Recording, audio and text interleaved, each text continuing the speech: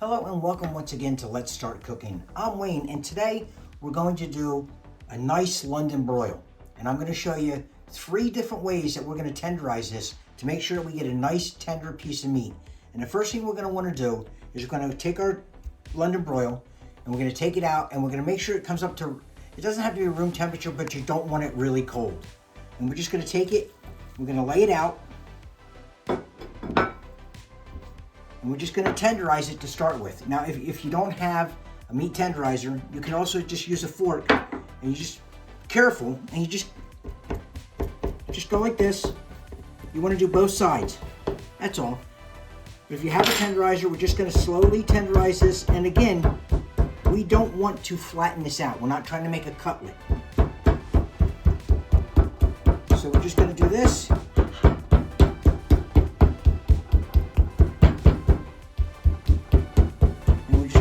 Tenderize this a little bit. We're going to flip it over, and we're going to do the same thing on the other side.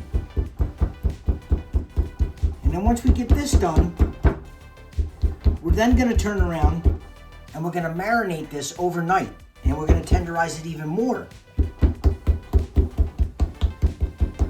And again, I'm not trying to flatten this out. I'm just trying to break up a little bit of the muscle fiber. We just make sure, like I said, we're not trying to hit it really hard. We don't want to flatten it out anymore. Now what we're going to do is once we tenderize this with our mallet or a fork, like I said, we're just going to take all our ingredients and everything's going to go in a bowl first, and we're going to make sure it's all well mixed up, and then we're going to put it into a bag. So all we're going to do is we're going to take our vinegar, and again, I will have all the ingredients in the description.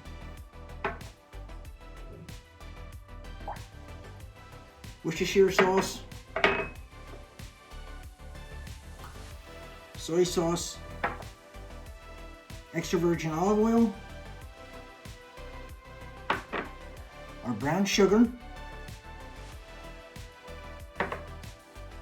our garlic, and with the garlic we don't have to mince this up really fine because again it's just a marinade, and all we're going to do with it, we're going to discard this when we're all done. And we have oregano, thyme, salt, and pepper, and we're just going to add that right on in. And we're going to take Dijon mustard. And we just want to mix this all up a little bit first because we want to make sure this all mixes very well before we actually put it in the bag. And we're just going to mix this up a little bit just to make sure we get it all mixed up pretty well.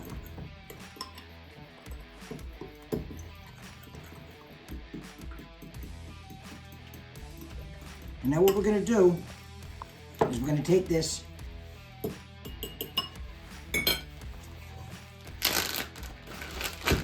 and we're going to take our London broil and we're just going to put it right into a bag. And we're going to take our mixture and we're going to put it right in there. And we're going to seal this bag up. And when we seal these, you want to try to get as much air as you can out of this bag without shooting it all over the table. Because we want this to be as close to the meat as we can. And now what we're going to do is we're going to make sure this coats the whole thing. And we're going to let this sit now overnight and let this marinate in the refrigerator so we can do this tomorrow and we'll be able to finish this off. And this will make it nice and tender for us. So we'll put this in the refrigerator and we'll let this marinate overnight. We are back. We've had this marinating in the refrigerator for about 24 hours. And all we're going to do now is we're just going to take it out, and you're going to want to wipe this down.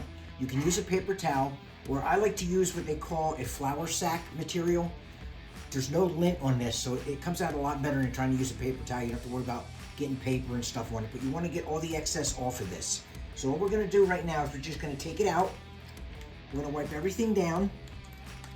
And while we're doing that, we're going to heat up our pan because we want this pan to be nice and hot when we go to do this. And we're just going to add a little bit of oil.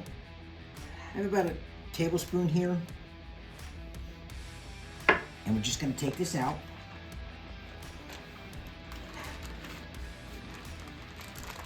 Try not to make too much of a mess while we get this out. Okay. fade. Like I said, we don't have to go really nuts, but we don't want all this excess. We want to get all this off. So we're just gonna gently wipe it down. And when we get our pan nice and hot, we'll flip it and we'll wipe the other side down. And again, you're not trying to get it completely dry.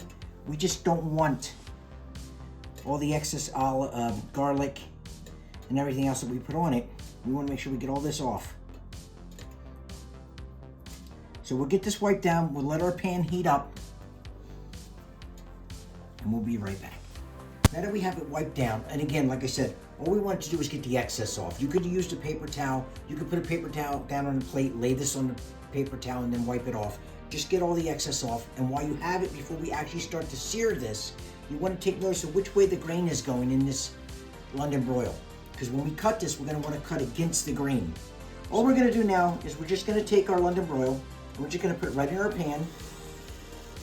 And it's going to be a little bit big, but it will shrink up as we cook it. And we're just going to cook this now for 7 minutes on one side, and we're going to flip this, and we're going to cook it for another 5 on the other side.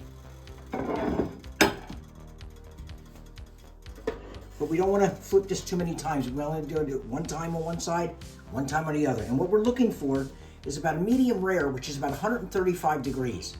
So if you're not too sure, get yourself a nice thermometer. They're really cheap. You can pick one up for $5 off Amazon, and then that way you can tell. And I check it in more than one spot. So we're going to let this go for about 7 minutes on one side, and then we'll turn it over. It's been about 7 to 8 minutes. Depending on the size of your London broil, you might have to cook it a little bit less, a little bit more. That's why I said it's always a good idea to have a thermometer if you're not too familiar with the way that you're going to cook this. But all we're going to do now is we're just going to flip this over.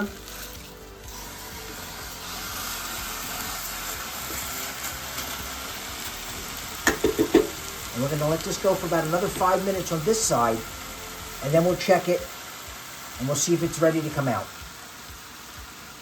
Okay, for us, this took about a good 15, almost 18 minutes to cook on both sides because we are a little bit thicker, and that's all you want to make sure of. Just make sure you get that temperature of at least 135 degrees. So what we're going to do now is we're going to remove it from the pan, and we're going to let this rest for 10 minutes before we even attempt to cut this, because we want all those juices to come back into that meat. So we'll let this rest for 10 minutes, and like I said before, if you take notice, you see how the grain of the meat is running this way. And what we're going to want to do is we're going to want to cut across this grain, and that we want to shorten up the fibers in this and make this even more tender. That's why I said we're going to tenderize this 3 separate ways. We're not only going to tenderize it with the mallet or a fork if you have one, we're going to marinate it, and then we're going to cut it across grain and shorten those fibers up even more. So we'll let this rest for 10 minutes before we cut this. We let this rest for about 10 minutes, and like I said, we're going to look for the grain, and we want to cut the opposite way of the grain. We're going to break up these fibers and make this even more tender. So what you want to do is you not only want to go across the grain, we're going to cut at an angle, and then that way we shorten these fibers up, and we're just going to go like that, and we're just going to stay like this and just cut right across that grain. And we're just going to let it go. And again, we cut on an angle, and we cut nice thin pieces. And that way we can get nice, and it stays nice. And as you can see how nice and moist it stayed. It's not dry, it's nice and moist. It's a medium rare, which is what you want. And we're just going to continue on, and we're just going to cut the whole thing on an angle, shorten these fibers up. And I guarantee you, this will be the most tender and juicy London broil that you've ever had. So we're just going to continue up, and we just cut all these up, and you can serve this with any vegetable you like, baked potato, but like I said, you can see how nice and juicy it is, and the internal temperature was 135 degrees. So I hope you enjoyed this video. I hope you like and share, and I hope you subscribe to the channel. It helps us out a lot, and it gets us moving in the right direction. And until I see you again, I hope you have a great holiday, and I will see you next week.